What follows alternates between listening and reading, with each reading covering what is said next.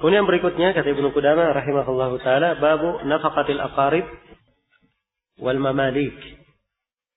Bab tentang nafkah karib kerabat dan mamalik. Ya, budak-budak yang dimiliki. Nah, ini penjelasan tentang nafaqat. Iya. Dan sudah berlalu ya pembahasan di sebagian hal yang berkaitan dengan nafkah ini di pembahasan iddah. Hanya saja di sini perlu saya ingatkan kembali bahwa nafkah itu ya ada kewajiban seorang memberi nafkah pada orang lain itu karena 3 sebab. Yang pertama karena adanya pertalian nikah, yang kedua karena adanya perikatan nasab, dan yang ketiga karena adanya kepemilikan. 3 hal. Nikah, nasab, dan kepemilikan. Nah itu suami dia wajib memberi nafkah kepada siapa? Pada istrinya. Ini pertalian nikah. Ya. Dan seorang ayah memberi nafkah kepada anaknya, memberi nafkah kepada orang tuanya. Ya. Karena ini pertalian dalam apa? Nasab. Tuan memberikan nafkah kepada budaknya. Ini perikatan dalam apa? Kepemilikan. Jadi ini 3 sebab yang menyebabkan adanya nafkah tersebut. Baik. Ibnu Qudamah rahimahullahu taala terangkan di sini wa 'alal insani. Iya. Baik, di dalam ada 6 pembahasannya. Yang pertama definisinya. Yang perlu didefinisikan di sini berkaitan dengan masalah nafkah.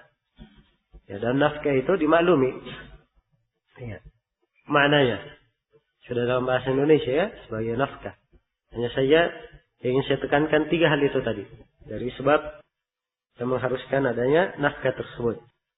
Kemudian Ibnu Qudamah rahimahullahu taala terangkan tentang pemberian nafkah pada orang tua hingga generasi ke atas.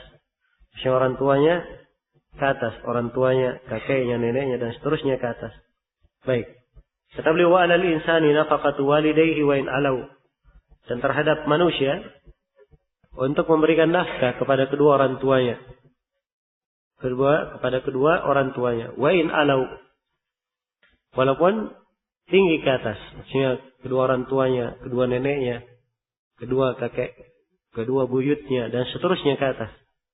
Dan ini berdasarkan firman Allah Subhanahu wa taala wa bil walidaini ihsana. Dan kepada kedua orang tua untuk berbuat ihsan. Dan ini dari hal yang tidak ada silang pendapat di kalangan ulama. Hanya saja perlu diketahui secara umum ya bahwa penafkahan terhadap karib kerabat itu disyaratkan beberapa syarat akan kewajiban memberi nafkahnya. Nah, yang pertama karib kerabat tersebut adalah orang yang fuqara, tidak mampu bekerja. Iya. Jadi kalau dia fakir, tidak mampu bekerja, nah ini yang berhak diberi nafkah. Adapun kalau dia bekerja, dia punya kecukupan, maka tidak ada kewajiban bagi kerabatnya untuk menafkahi orang yang seperti ini. Iya, kalau dia punya kecukupan dan mampu untuk bekerja. Kemudian syarat yang kedua dari orang yang diberi nafkah, hendaknya mereka adalah para pewaris, masuk dalam golongan pewaris. Apakah mewarisi secara fard atau mewarisi secara ta'sib? Iya, dan ini pada usul, furu' dan hawashi. Iya. Pada usul ayahnya, kakeknya terus ke atas atau pada furu'nya anaknya, cucunya terus ke bawah atau pada hawashi, pada saudaranya, pada pamannya atau yang semisal dengan itu. Nah, jelas ya? Maka diberikan nafkah. Iya. Karena ini semuanya keterkaitan. Allah telah menyebut wa 'alal warithi mislu dzalik, terhadap seorang pewaris semisal dengan itu ada kewajiban memberikan nafkah. Ini menunjukkan bahwa hubungan di dalam perwarisan seperti ini ya, mengikat suatu ikatan di dalam pemberian nafkah. Baik. Kemudian syarat yang ketiga disyaratkan bahwa orang yang menafkahi ini adalah orang yang punya kecukupan. Dia orang yang punya kecukupan. Ya, sudah punya kecukupan, ada kelebihan dari harta, barulah dia menafkahi orang yang lain. Ya, jelas ya? Tapi kalau misalnya dia tidak punya kelebihan, maka dia tidak ada kewajiban. Karena Nabi Shallallahu Alaihi Wasallam telah menyebutkan urutan-urutan. Ibda binafsik, mulai dengan dirimu. Ibda biman ta'ul, mulailah dengan siapa yang menjadi keluargamu yang kembali urusannya itu kepadamu. Jadi di dalam masalah pengurutan diurut kepada yang paling dekat. Jadi sekali lagi ini 3 syarat ya. Orang wajib memberi nafkah. Yang pertama apabila kerabat itu adalah orang-orang yang fuqara, masakin. Kemudian yang kedua, mereka masuk di dalam golongan pewaris. Apakah secara fard atau secara ta'sib.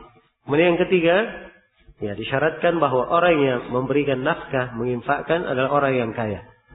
Ya, apabila terpenuhi 3 hal ini, dikatakan dia wajib memberikan nafkah kepada siapa? Kepada karib kerabatnya. Nah, baik. Kemudian kata beliau, wa auladihi. Ya, demikian pula di antara orang yang wajib kita beri nafkah adalah anak-anak. Ya, anak laki-laki maupun anak perempuan. Nah, ini tentunya apabila mereka ini fuqara, anak-anak ini orang-orang miskin, dan si orang tua dia punya kemampuan untuk menafkahi anaknya. Kalau kan kondisinya seperti itu, tidak ada masalah. Sebab sudah berlalu bersama kita hadits ya, muttafaq alaih, tentang kisah Hind, istri Abu Sufyan, yang datang kepada Nabi mengeluhkan bahwa Abu Sufyan tidak memberinya apa yang mencukupi untuk dirinya dan anaknya. Maka Nabi SAW bersabda, khudhu ma yakfiki wa waladaki bil ma'ruf. Ambillah apa yang mencukupi engkau dan mencukupi anak-anakmu dengan hal yang ma'ruf. Kata beliau, insafalu, walaupun turun ke bawah. Jadi anak-anak, laki-laki maupun perempuan, cucu, ya, laki-laki maupun perempuan turun ke bawah. Nah, sekali lagi ini syaratnya apa? Kalau mereka fakir dan apa? Dan si pemberi nafkah ini punya kecukupan. Kemudian kata beliau rahimahullah, kata Ibnu Qudamah rahimahullah, wa man yarithuhu bi fardin aw ta'sib in kanu fuqara. Ya, demikian pula bagi siapa yang mewarisinya secara fard maupun secara ta'sib. Kalau mereka ini fuqara, orang-orang yang fakir. Iya. Dalam Al-Quran Allah berfirman, wabil walidaini ihsana wabidil qurba. Terhadap kedua orang tua berbuat baiklah. Demikian pula terhadap karib kerabat.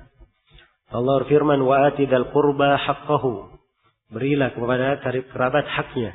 Jadi mereka memiliki hak secara umum. Ya, ketentuannya ditekankan di sini oleh Ibnu Qudamah, apa yang telah kita terangkan. Idza kanu fuqara. Pertama apabila mereka itu fuqara. Iya. Kemudian yang kedua, walahu ma yunfiqu alaihim, dan dia punya kemampuan memberikan infak kepada mereka. Memberikan infak kepada mereka. Ya, lengkap sudah di sini 3 syarat ya. 3 syarat. Baik. Setelah itu Ibnu Qudamah rahimahullahu taala menjelaskan tentang pemberian nafkah, masih dalam pemberian nafkah kepada ahli waris. Kata beliau, wa in kana lil fakir warithani fa aktsar fa nafaqatuhu alaihim ala qadri mirathihim minhu. Ya, kalau si fakir ini memiliki 2 ahli waris terlebih, maka penafkahan si fakir terhadap mereka sesuai dengan kadar warisan mereka. Nah, sesuai dengan kadar warisan mereka. Jadi dari kadarnya dia berikan sesuai dengan kadar warisan. Karena memang yang diukur dalam hal ini ketentuan di ayat ya, walal warithi mislu dzalik. Itu menjadi standar ukurannya terhadap waris semisal dengan itu. Illa man lahu abun fa nafaqatahu fa inna nafaqatahu ala abihi khassah. Kecuali bagi siapa yang memiliki ayah, maka nafkahnya terhadap ayahnya secara khusus. Dan ini tidak silam pendapat ya. Kalau memang si anak yang walaupun dia fakir, tapi kalau dia memiliki ayah, ayahnya tetap memberikan nafkah kepadanya. Nah, walaupun si anak ini sudah dewasa misalnya, tapi sepanjang dia masih fakir, dia belum memiliki pekerjaan misalnya, dan ayah punya kemampuan, maka si ayah punya kewajiban untuk menafkahinya. Nah, kemudian kata Ibnu Qudamah rahimahullah, wa ala mulakil mamlukin al-infaqu alaihim. dan terhadap seorang pemilik budak-budak, al-infaqu alaihim, dia wajib berinfak kepada budak-budaknya. Wa ma yahtajuna ilaihi min mu'natin wa kiswah, dan diberikan kepada budak-budak itu apa yang mereka perlukan dari kehidupan dan dari pakaian. Ya, dan ini tidak ada silang pendapat ya di kalangan ulama, karena Rasulullah sallallahu alaihi wasallam bersabda dalam hadis riwayat Muslim, lil mamluki ta'amuhu wa kiswatuhu wa la yukallafu min al-amali illa ma yutiq. Bagi seorang budak ya ada hak mendapatkan makanan dan mendapatkan pakaian. Dan tidak boleh mereka dibebani dari amalan kecuali apa yang mereka mampu melakukannya. Iya. Baik. Jadi selesai sudah di sini ya tentang kewajiban ayah memberi nafkah kepada anaknya. Dan di sini juga oleh Ibnu Qudamah diterangkan kewajiban untuk menafkahi budak. Jadi di akhir pembahasan memberi nafkah kepada budak ini, Ibnu Qudamah berkata, "Fa illam yaf'alu ujbiru ala bai'ihim idza talabu dzalik." Kalau mereka tidak lakukan hal tersebut, maka mereka dipaksa untuk menjual budaknya kalau budak itu meminta. Jadi kalau si budak tidak dinafkahi,